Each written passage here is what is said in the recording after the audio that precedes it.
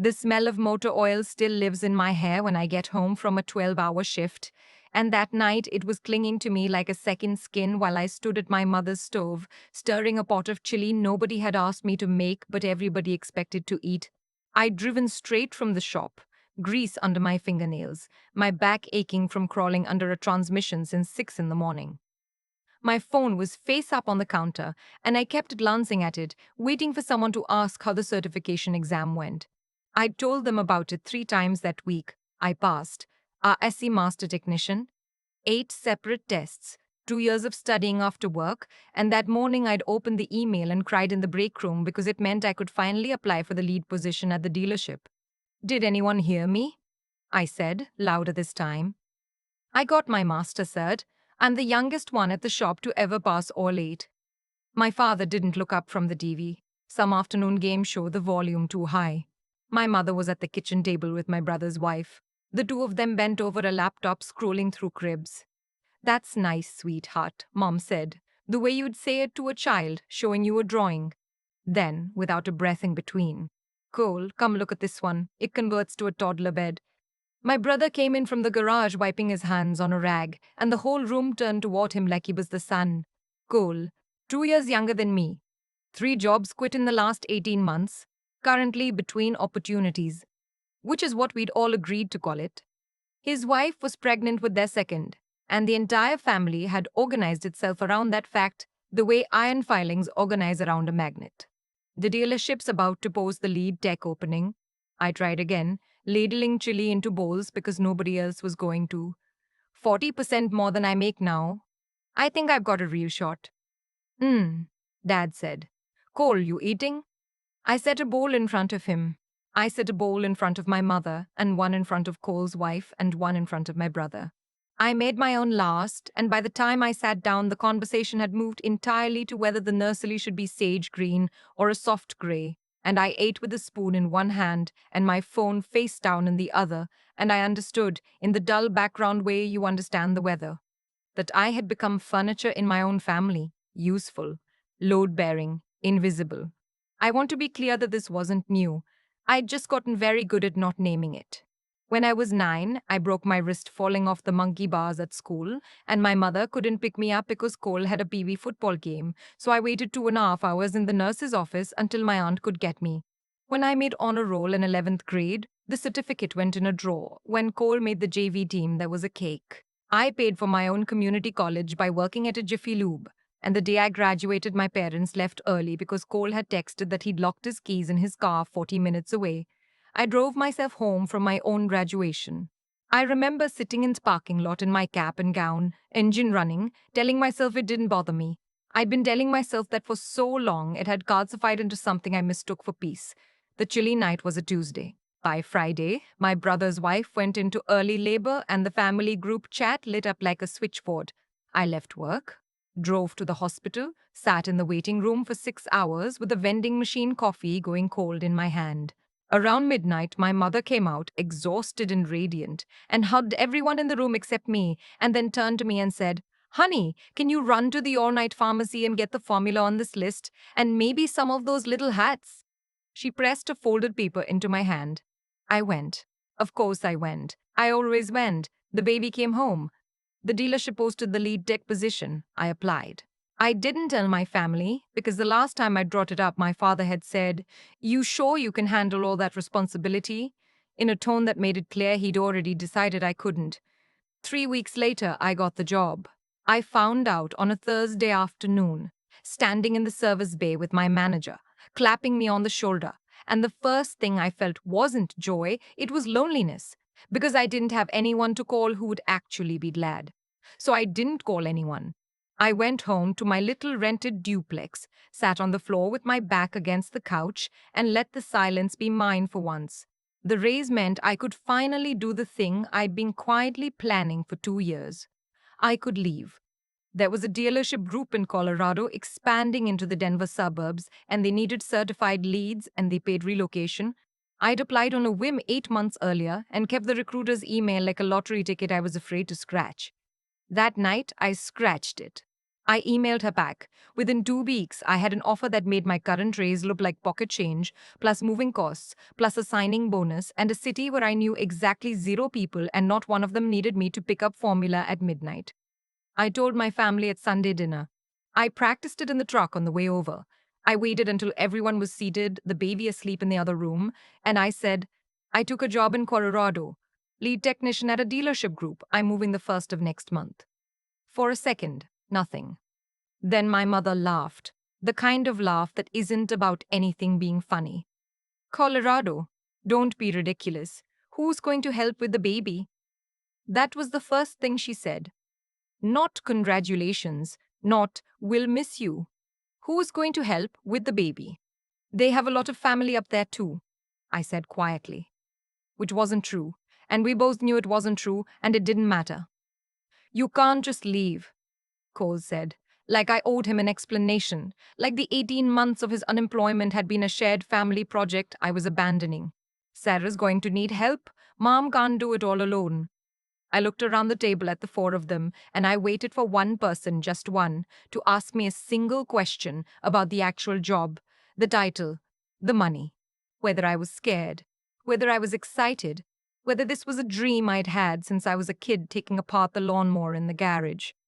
Nobody did. The conversation became, in real time, a negotiation about how my leaving would inconvenience them, and I sat there and watched it happen the way you watch a car accident you're somehow not in. I'll think about it, I said, which was a lie, and went home and started packing. I moved on a Tuesday in October, alone.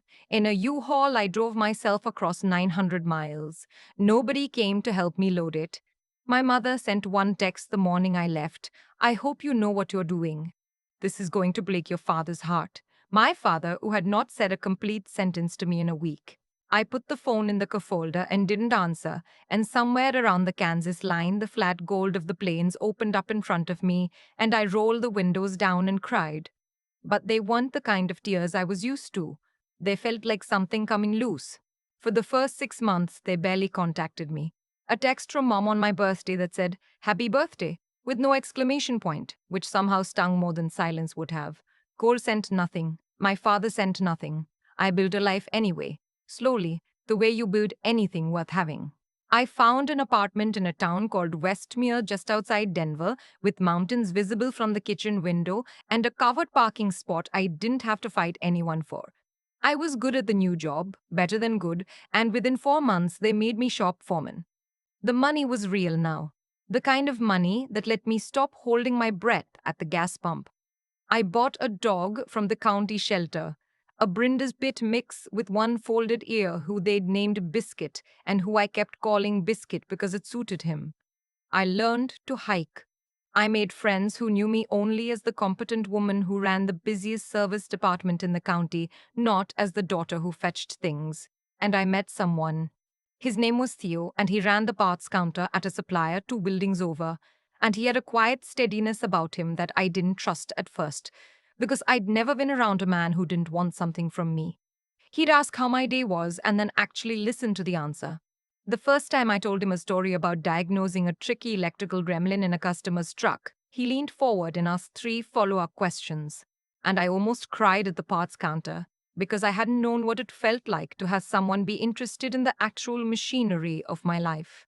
A year passed, then most of another. I bought a townhouse.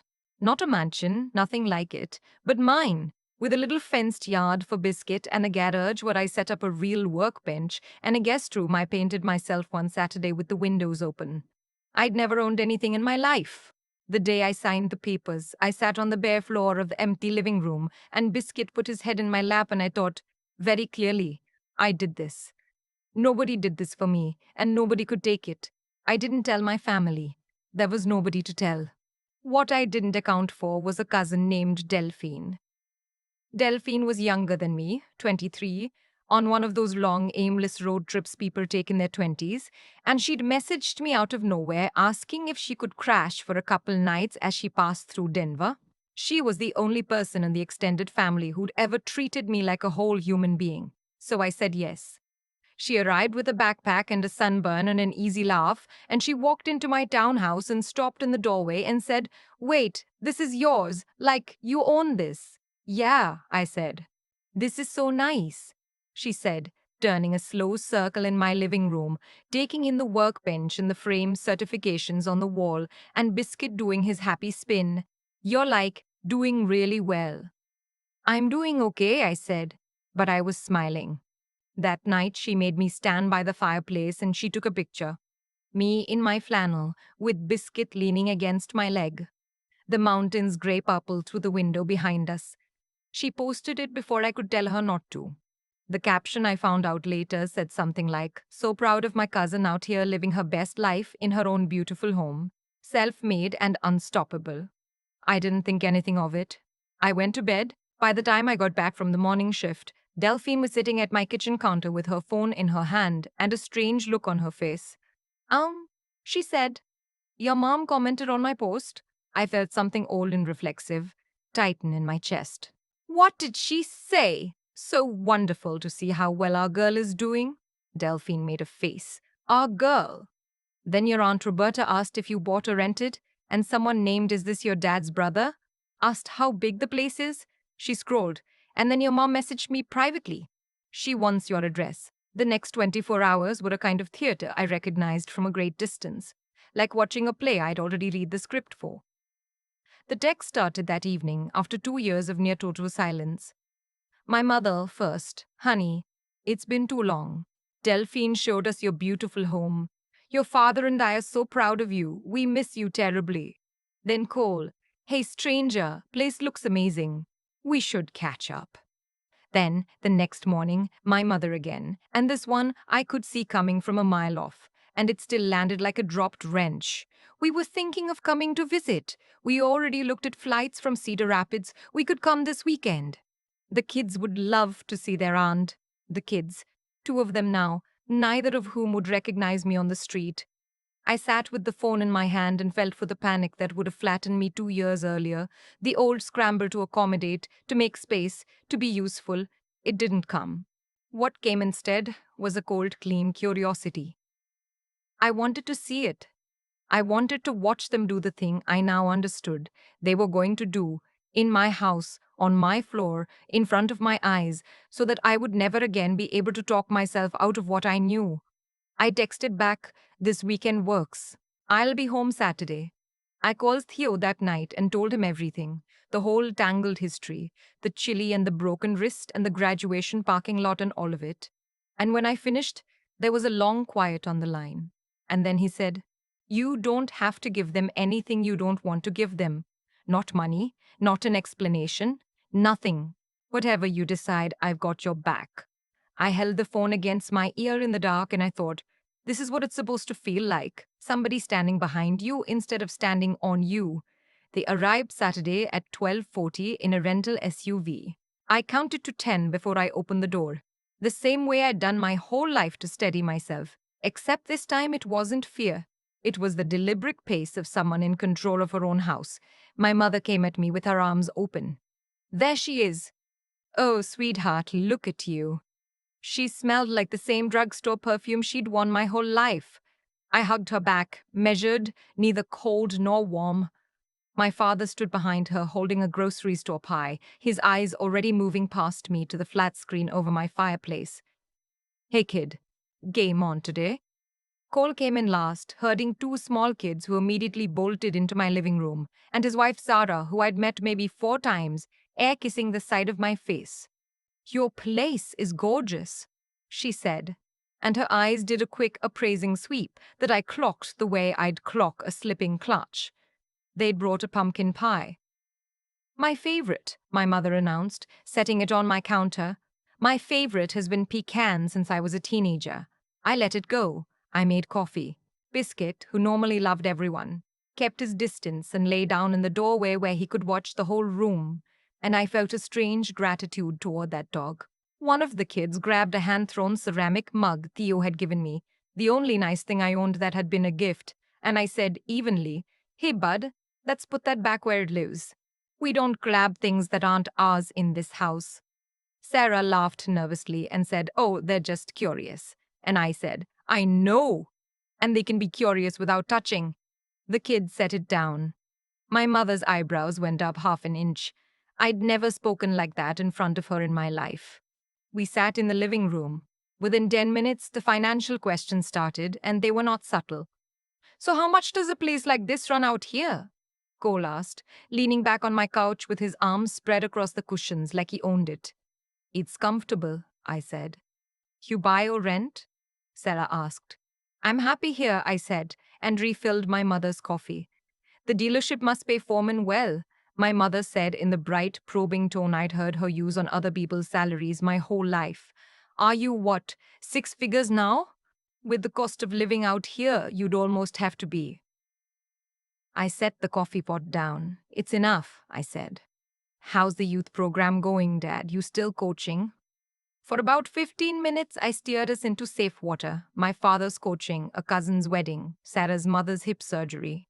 And the whole time, I watched Cole's leg bounce and my mother's smile get tighter. And I knew, the way you know an engine is about to throw a rod by the sound of it, that they were circling. It was my mother who finally landed it. She set down her cup with a small, deliberate click and folded her hands and made her face do the thing it did when she wanted something. The soft, tragic arrangement of features. Sweetheart, she said, I'm just going to be honest with you, because we're family, and that's what family does. Your brother's in a hard spot. Cole leaned forward, suddenly earnest. It's not my fault, really. The contracting thing fell through. I put a deposit down on equipment, signed a lease on a yard for the trucks, and then the partner I was going in with bailed, and I'm on the hook for all of it. He spread his hands. I'm 41,000 in the hole. They're going to come after the house? We've already drained most of our retirement helping him get on his feet, my mother said. Your father and I don't have anything left. And then she said the thing. She looked around my living room, my workbench, my certifications on the wall, the mountains in the window. And she said, You've done so well for yourself. You don't really need all this space, do you? Just you and a dog. You could sell this place or borrow against it and help your brother. Family helps family. That's all we're asking. My father cleared his throat from the chair where he'd been half watching the muted TV. You don't even have kids, he said. Cole's got two. He needs it more than you do. I want to tell you that I felt rage in that moment, but I didn't. I felt the opposite of rage. I felt the room go very quiet and very clear, like the moment after you finally find the rattle that's been driving you crazy for 1,000 miles. There it is. There it always was. I thought about the parking lot in my cap and gown. I thought about the 2.5 hours in the nurse's office with my broken wrist. I thought about the midnight pharmacy run for formula and the chili I'd ladled into everyone's bowl but my own first, and the master's certification that had evaporated into the air of that kitchen like it had never been spoken. 20-some years of being the one who gave, suddenly visible again the instant a cousin's phone showed them I had something worth taking. Let me make sure I understand, I said. My voice came out level and almost gentle. You want me to sell my home, to pay a debt my brother signed his name to. After 2 years, where the only message I got from any of you was a birthday text with no exclamation point? Don't be dramatic, Cole said. When I got my master cert, I said, the highest certification in my entire trade that I studied 2 years for, I told you 3 times that week and not one of you said congratulations. When I got the foreman job out here, I didn't even call because I already knew nobody would care.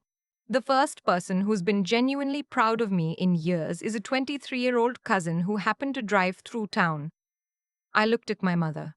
You drove me home from my own graduation in your head as a footnote. I drove myself. You remember that? She started to cry. The tidy kind, one tear at a time. After everything we've done for you. What did you do for me? I asked. And I wasn't being cruel. I genuinely could not find it. I'm asking honestly. I paid for my own school. I bought my own first car. I drove myself to the emergency room when I was 20 because none of you picked up. What is the everything? The silence that followed was the loudest thing I'd ever heard in my own house. We raised you, my father said finally, which is what people say when there's nothing left to say. You did. I agreed. and I'm grateful for the parts of that were love. But raising a child isn't a loan. And I'm not going to spend the rest of my life paying it back in installments while my brother gets to live like an interest free account. I stood up. I'm not selling my house. I'm not borrowing against it. I love Cole, but his debt is his to carry, the same way mine always was mine. Cole stood up too, fast, his face red. I can't believe you. You'd let my kids lose their house over money you don't even need. Co's debt is Co's responsibility, I said, and I felt the words settle into the floor of the room like something structural. Where's the partner who bailed? Where's the lawyer? Have you even talked to a bankruptcy attorney, or is the plan just me? He didn't answer, and his not answering told me everything. My mother was gathering her purse against her chest like a shield. Sarah was already corralling the kids toward the door. My father stood with the stiff confusion of a man who'd come expecting a transaction and gotten a person instead. At the door, Sarah paused and looked back at me. I didn't think you'd be so cold, she said. I held the door open. I'm not cold, I said. I'm finally just honest. I shut it behind them. I didn't slam it. I just closed it the way you close a hood when the work is done. A solid, clean sound. And then I stood in my own front hallway with my own dog, leaning against my own leg. And I waited for the guilt. And it didn't come. What came was air. Like a window opening in a room I'd kept sealed for 30 years. They flew home that night instead of staying the weekend. The texts came in waves over the following days. My mother's, by turns, weepy and furious. Cole's, raw and accusing. Then a few days later, something almost like an apology that was really just a softer accusation. Aunts and uncles I hadn't heard from in a decade suddenly checking in. Every message a transparent little errand sent on Cole's behalf. I answered the kind ones kindly and briefly, and the manipulative ones not at all. 2 weeks later, Cole sent a long email laying out, in careful detail, exactly which terrible things would happen to his family if I didn't help. I read it once. It contained not a single question about me. I moved it to a folder and closed the laptop and took Biscuit out into the cold, bright evening. The mountains turning pink, the air smelling like snow coming, and I felt the email get smaller and smaller behind me until it was just one more thing I used to carry and didn't anymore. It's been almost a year now. Theo's toothbrush lives in my bathroom, and his beat-up truck is in my driveway most weekends. And we cook dinner together in a kitchen where nobody keeps score of who did the dishes last.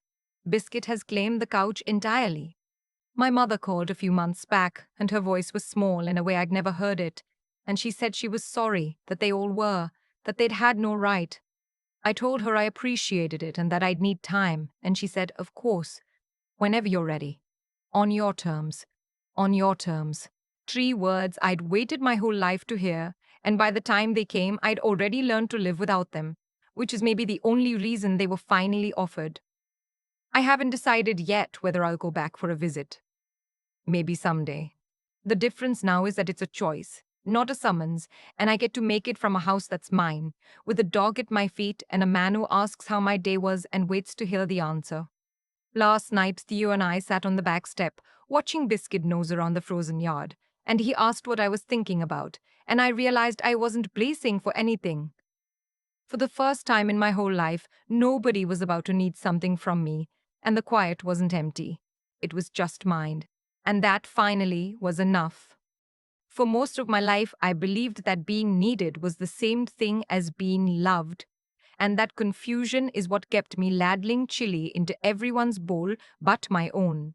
I thought if I just made myself useful enough, indispensable enough, the love would eventually arrive like a paycheck I'd earned.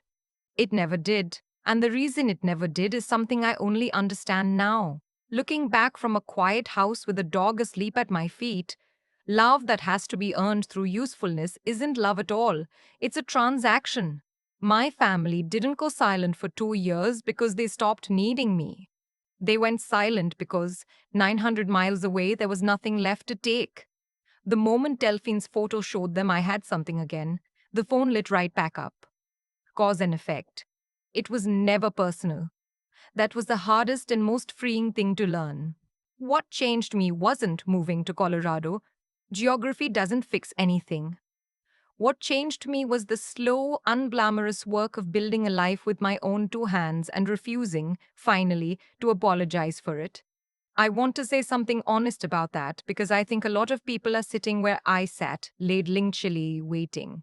Doing right by people does not mean letting them empty you. Real decency includes the people you owe nothing to, and just as importantly, includes yourself. When I told Cole his debt was his to carry, I wasn't being cruel. I was being honest, and there's a difference.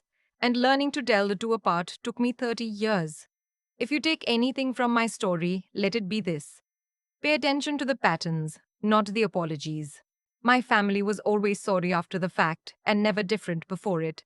And once I learned to read the choreography of that, I stopped being surprised by it. And surprise was the thing that had always reset my hope. Seeing clearly is its own kind of protection. But seeing clearly isn't enough on its own. I had to be willing to do the uncomfortable thing, to close the door gently and let them fly home angry, to sit in the silence afterward and not fill it with a phone call I'd regret. That part wasn't smart or noble. It was just hard, and I did it anyway. And doing the hard thing when no one is clapping for you is a muscle like any other. You build it one refusal at a time. I don't hate my mother. I don't hate Cole. I hope genuinely that he climbs out of that hole he dug. I just won't be the ladder anymore. These days, when Theo asks how my day was and waits for the real answer, I notice I'm not holding my breath, and I think that's the whole reward. Not the house, not the money, the breath.